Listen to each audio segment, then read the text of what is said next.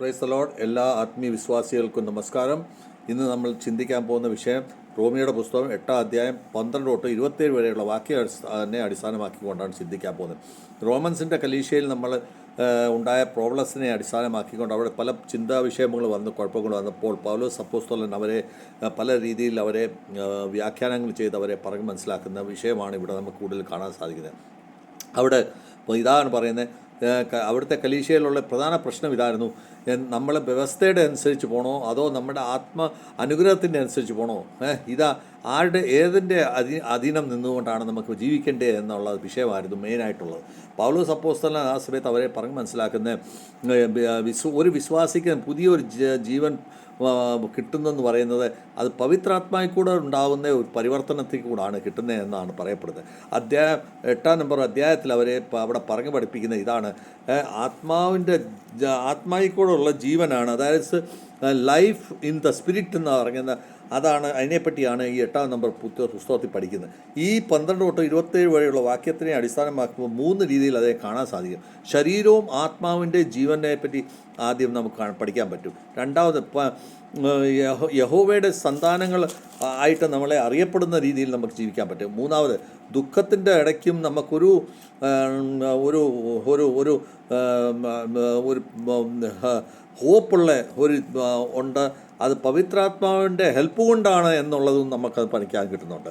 ആദ്യമായിട്ട് നമുക്ക് പഠിക്കാനുള്ളത് ആത്മാവിൻ്റെ അനുസരിച്ച് ജീവിക്കുന്ന എങ്ങനെയാണെന്ന് 12-ാം വചനം തൊട്ട് 14-ാം വചനം വരെ നമ്മൾ വായിക്കുമ്പോൾ നമുക്ക് കാണാൻ സാധിക്കുന്നത്, നമ്മൾ ശരീരത്തിൻ്റെ അടിമയായിട്ടോ ശരീരത്തിൻ്റെയോ താഴ്മയൊക്കെ പാപത്തിൽ അടിമപ്പായിട്ട് ജീവിക്കുന്നവരായിത്തീരില്ലെന്നാണ് അവിടെ പറയപ്പെടുന്നത്.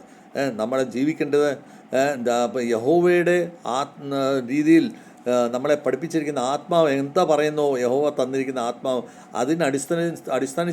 അനുസരിച്ച് അത് നമ്മൾ അടിസ്ഥാനത്തിൽ നമ്മൾ ജീവിക്കുകയും അങ്ങനെ വരുമ്പോൾ നമ്മൾ യഹോവയുടെ ഒരു പുത്രനായി മാറുകയും ചെയ്യുന്ന ഒരവസ്ഥയിലാണ് നമ്മൾ ജീവിക്കേണ്ടത് എന്നാണ് നമ്മളെ പഠിപ്പിക്കുന്നത്. നമ്മൾ പാപികളായിട്ടുള്ള നമ്മുടെ ശരീരത്തിൽ നമുക്ക് എല്ലാ വിധത്തിലുള്ള നമ്മുടെ സ്വഭാവങ്ങൾ പാപത്തിലേക്ക് മുഴുകിക്കിടക്കുന്ന സമയത്ത് നമ്മൾ ആ വിധത്തിൽ നമ്മൾ ജീവിച്ചു കഴിഞ്ഞാൽ ആത്മാവിനനുസരിച്ച് നമുക്ക് ജീവിക്കാൻ പറ്റത്തില്ല. അതുകൊണ്ട് ആത്മാവിനെ നമ്മൾ ഉള്ളിൽ കൊണ്ടുകൊണ്ട് നമ്മൾ ജീവിക്കുമ്പോൾ നമുക്ക് ശാരീരികമായിട്ടുള്ള കൊതി ജീവിക്കുന്നതിൻ്റെ ലൗകിക ജീവിതം നമ്മൾ വെടിയേണ്ടതായിട്ടുള്ള ആവശ്യം വരും. പവിത്രാത്മാവ് നമ്മളെ എല്ലാ രീതിയിലുള്ള വഴികൾ നമ്മളെ കാണിച്ചു തരുന്നുണ്ട്. ഗലാത്യയുടെ പുസ്തകം 5-ാം അധ്യായം 16-ാം വാക്യത്തിൽ നമുക്ക് ഈ പ്രകാരമാണ് പറയപ്പെടുന്നത്. നമ്മൾ കാണുന്നത് 5-ാം അധ്യായത്തിൽ 16-ാം വാക്യത്തിൽ നമുക്ക് പറയപ്പെടുന്നത് ഇതാണ്. എന്താണ്? അതായത്, ഞാൻ പറയുന്നു, ആത്മാവ് അനുസരിച്ച് നടക്കൂ. ശരീരത്തിൻ്റെ ഉള്ള ആഗ്രഹങ്ങളനുസരിച്ച് നമ്മൾ ജീവിച്ചു കഴിഞ്ഞാൽ നമ്മുടെ ജീവിതം പൂർണ്ണമാവില്ല എന്നാണ് പഠിപ്പിക്കുന്നത്. നമ്മൾ ആത്മാവിന് അധീനമായിട്ട് ജീവിക്കുക, അല്ല ശരീരത്തിൻ്റെ ആഗ്രഹപ്രകാരം നമ്മൾ ജീവിച്ചു കഴിഞ്ഞാൽ നമ്മൾ ആത്മാവിനെ നമ്മൾ കയ്യിൽ നിന്ന് വിട്ടുപോയും. അത് ഇവിടെ നമുക്ക് കാണാൻ സാധിക്കുന്നത്. അപ്പം നമുക്ക് ഈ റോമൻസിൻ്റെ പുസ്തകത്തിൽ 8-ാം അധ്യായം 1-ാം വാക്യത്തിൽ എന്താണ് അവിടെ പഠിപ്പിക്കുന്നത് നമുക്ക് കാണാൻ സാധിക്കുന്നത്? ഇതാണ് അതിൻ്റെ അകത്തും പറയുന്നത്: ഒരുവൻ യേശുക്രിസ്തുവിലായി തീർന്നാൽ അവന് ഒരു രീതികളെ അവന് പണിഷ്മെൻറ്റ് കിട്ടാനായിട്ടൊരു യാതൊരു ചാൻസസും ഇല്ല.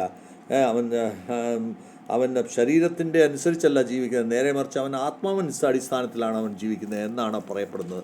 അപ്പം നമ്മൾ ആത്മാവിന് അധീനമായിട്ട് ജീവിക്കുമ്പോൾ നമ്മൾ യേശുക്രിസ്തുവിനെ സ്വീകരിക്കുന്നു. അങ്ങനെ വരുമ്പോൾ നമ്മൾ ശരീരത്തിൻ്റെ ലൗകിക ജീവിതത്തിൽ നമ്മൾ ജീവിക്കാൻ ആഗ്രഹിക്കത്തില്ല. നമ്മൾ അടുത്തതായിട്ട് കാണുന്ന യഹോവയുടെ സന്താനമായിട്ട് ജീവിക്കണമെന്നുണ്ടെങ്കിൽ 15-ാം വർഷം തൊട്ട് 17 വരെയുള്ള നമ്മൾ നമ്മൾ പഠിക്കുമ്പോൾ നമ്മൾ ഒരു അടിമപ്പെട്ടിരിക്കുന്ന ഒരു ആത്മാവിൻ്റെ അധീനമായിട്ടല്ല ജീവിക്കുക. നേരെ മറിച്ച് നമ്മൾ യഹോവയുടെ പുത്രനായി ജീവിക്കുന്ന ആത്മാവിൻ്റെ അധീനമായിട്ടാണ് നമ്മൾ ജീവിക്കുന്നത് എന്നുള്ളത് മനസ്സിലാക്കുക. അതുകൊണ്ടാണ് നമ്മൾ 15-ാം പദത്തിൽ നമ്മൾ പറയുന്നത്, പിതാവിനെ പറയുന്നത് എൻ്റെ പിതാവേ അബ്ബ, എൻ്റെ പിതാവേ എന്ന് നമ്മൾ വിളിക്കപ്പെടുന്നത്. നമുക്കൊരു മകൻ എന്നുള്ള നിലയിലുള്ള സ്ഥാനം നമുക്കവിടെ വെച്ച് കിട്ടുന്നത്. അതുകൊണ്ട് പറയുന്നത്, നീ പേടിക്കല്ലേ, നീ സ്നേഹത്തിൻ്റെ ബന്ധത്തിൽ വേണം നീ ജീവിക്കേണ്ടതാണ് യഹോവ പറയപ്പെടുന്നത്. നമ്മൾ യഹോവയുടെ ഒരു സന്താനമായിട്ടാണ് അതിൻ്റെ ഒരു ഹെറിഡിറ്റി ആയിട്ടുള്ളൊരു സന്താനമായിട്ടാണ് നമ്മളിന്ന് ജീവിക്കുന്നത്. അതുകൊണ്ട് നമ്മൾ ആ രീതിയിൽ വേണം ജീവിക്കേണ്ടതെന്നാണ് നമ്മളെ പഠിപ്പിക്കുന്നത്. യോഹന്നായുടെ പുസ്തകം 1-ാം അധ്യായം 12-ാം വാക്യത്തിൽ നമ്മളെ പഠിപ്പിക്കുന്നത്, നമ്മളിൽ എത്ര പേര് ഉണ്ടല്ലോ യഹോവയെ സ്വീകരിക്കുന്നു, അവർ യഹോവയുടെ ആയി തീരുവാനായിട്ടുള്ള അധികാരം അവന് കിട്ടിയിരിക്കുന്നു. അപ്പോൾ അവൻ പൂർണ്ണ വിശ്വാസത്തിൽ അവൻ ജീവിക്കുന്നവനായിത്തീരും. ഇതാണ് അവിടെ പഠിപ്പിക്കുന്നത് നമ്മളെ. അപ്പോൾ നമ്മൾ യഹോവയുടെ സന്താനമായി മാറി നമ്മൾ ജീവിക്കാനായിട്ട് നമ്മൾ ബാധ്യസ്ഥരാണ്. ഗലാത്യയുടെ പുസ്തകം 4-ാം അധ്യായം നമുക്ക് 6-7 വാക്യത്തിൽ എന്താണ് അവിടെ പറയപ്പെടുന്നത്? നമ്മൾ അത് യഹോവയുടെ അനുസരിച്ച് നമ്മൾ ജീവിക്കുമ്പോൾ നമുക്ക് അന്ധകാരത്തിൽ നമുക്ക് പ്രകാശം നമുക്ക് തിളങ്ങുന്നത് നമുക്ക് കാണാൻ സാധിക്കും. നമ്മുടെ ഹൃദയത്തിൽ യഹോവയുടെ തിളക്കം നമ്മുടെ ഈ കാണും. നമ്മൾ അങ്ങനെ വരുമ്പോൾ നമ്മൾ ഒരു ഗ്ലോറിഫൈ ആയിട്ട് ഉള്ള ഒരു ജീവിതം നമുക്ക് ജീവിക്കാൻ സാധിക്കുമെന്ന് നമുക്ക് പറയാൻ പറ്റും. അതോടൊപ്പം തന്നെ നമുക്ക് കാണാൻ പറ്റുന്ന നമുക്ക് വാക്യം 18 തൊട്ട് 25 വരെയുള്ള വാക്യത്തിൽ നമ്മൾ കാണുമ്പോൾ നമ്മുടെ നിലവിലുള്ള ദുഃഖങ്ങൾ അത് നമ്മുടെ ഭാവിയിലുള്ള എല്ലാ ബ്ലെസ്സിങ്സിനും കാരണമാണെന്നുള്ളതായിരിക്കും നമ്മൾ ചിന്തിക്കേണ്ടിയിരിക്കുന്നു. ഈ സമയത്ത് നമ്മുടെ ജീവിതത്തിൽ പല ദുഃഖങ്ങൾ കാണും, പക്ഷേ അതെല്ലാം നമ്മുടെ ബ്ലെസ്സിങ്സായി മാറും. നമുക്ക് അതിനുള്ള യോഗ്യത നമുക്ക് ദൈവം തരും. അതുകൊണ്ട് എല്ലാ സൃഷ്ടികളും നമ്മുടെ കൂടെ തന്നെ നിൽക്കുന്ന അവർ നമ്മളോടുള്ള ആ വാഗ്ദാനത്തിൽ നിൽക്കുന്നു എന്ന് നമ്മൾ മനസ്സിലാക്കണം. നമ്മുടെ ഇന്ന് നിലവിലുള്ള കഷ്ടപ്പാടുകളും ഒക്കെ അതൊക്കെ ടെമ്പററിയാണ്. അതേസമയം ഭാവിയിലുള്ള നമ്മുടെ ജീവിതത്തിൻ്റെ ഭാവിയിലുള്ള ശക്തി എന്ന് പറയുന്നത് നമ്മുടെ അതൊരു പ്രത്യേക ശക്തിയാണ്. ആ ബ്ലെസ്സിങ് നമുക്ക് ഭാവിയിൽ നിലനിൽക്കുന്ന ഒരു അനന്തകാലം വരെ നിലനിൽക്കുന്ന ഒരു ശക്തിയാണ്. നമ്മൾ ജീവിതത്തിൽ ഒരു ഉദ്ദേശത്തോടു കൂടിയാണ് നമ്മൾ ജീവിക്കുന്നത്. അത് നമ്മൾ മറക്കാൻ പാടില്ല. നമ്മൾ ആത്മാവിൽ മുഴുകി നൽകിയാൽ നമ്മുടെ ജീവിതം നമ്മുടെ ഒരു ഉദ്ദേശം ദൈവത്തിലുള്ള ഒരു ഉദ്ദേശത്തിലാണ് നമ്മൾ ജീവിക്കുന്നത്. 2 കൊരിന്ത്യർ 4-ാം അധ്യായം 17-ാം വാക്യത്തിൽ എന്താണ് നമ്മൾ പറയുന്നത്?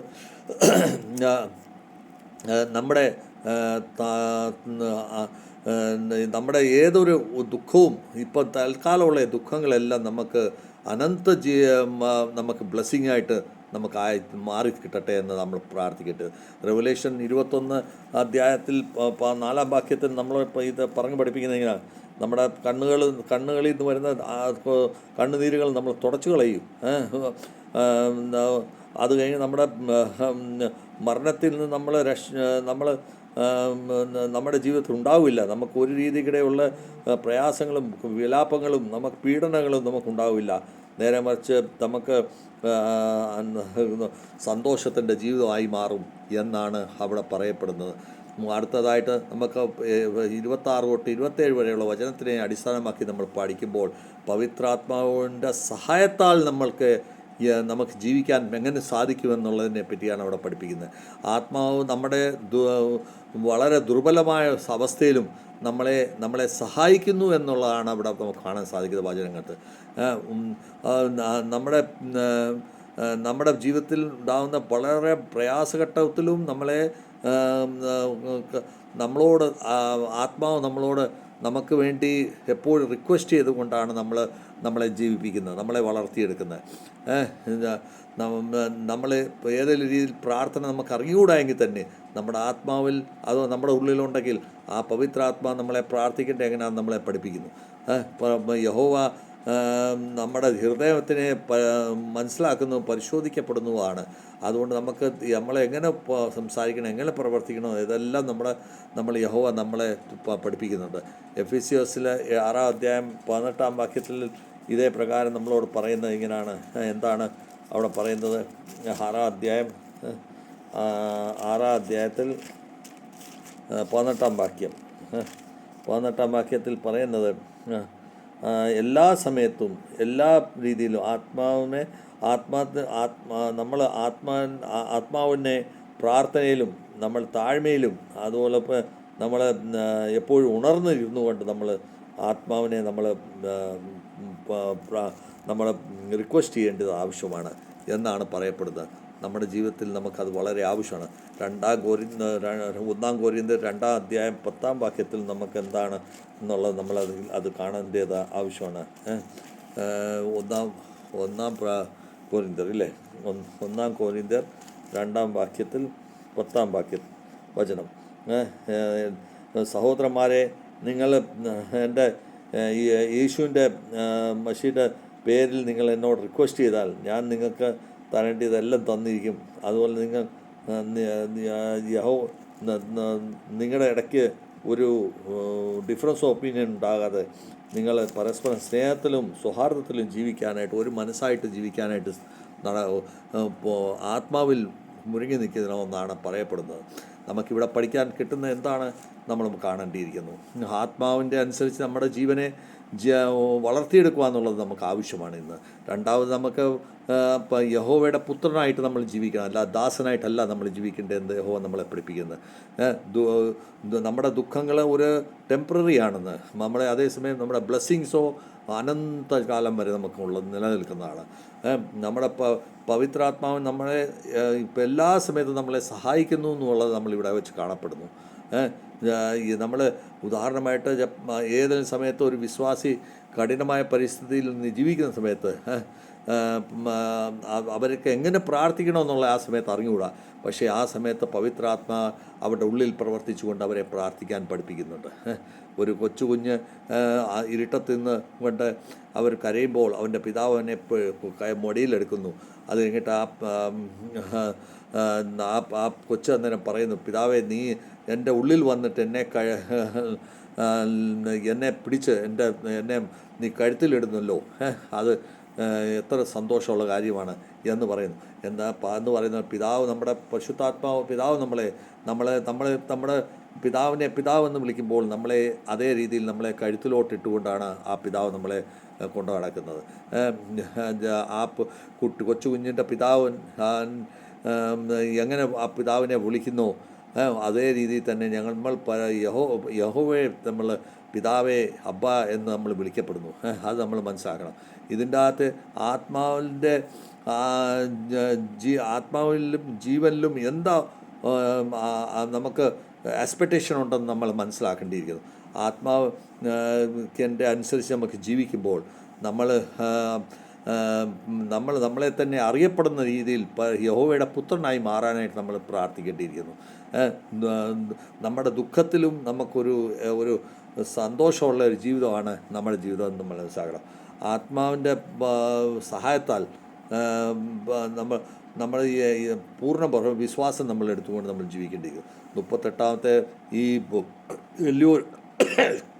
വലിയൊരു ഉപവാസ സമയത്ത് നമ്മുടെ ആത്മീയ വചനത്തിനെ നമ്മൾ കണ്ടുകൊണ്ട് നമ്മുടെ ഹൃദയത്തിൽ എങ്ങനെ നമ്മൾ പരിശോധിക്കാൻ സാധിക്കുമെന്ന് നമ്മൾ നോക്കുമ്പോൾ നമ്മളെ ഈ ആത്മാവിൻ്റെ അനുസരിച്ചാണോ നമ്മൾ ജീവിക്കുന്നത് എന്ന് നമ്മളെ തന്നെ പരിശോധിക്കുക. നമ്മളെ ഐഡൻറ്റിഫിക്കേഷൻ യഹോവയുടെ സന്താനത്തിൻ്റെ രൂപത്തിലാണോ ഇല്ലയോ എന്ന് നമ്മൾ പരിശോധിക്കേണ്ടിയിരിക്കുന്നു.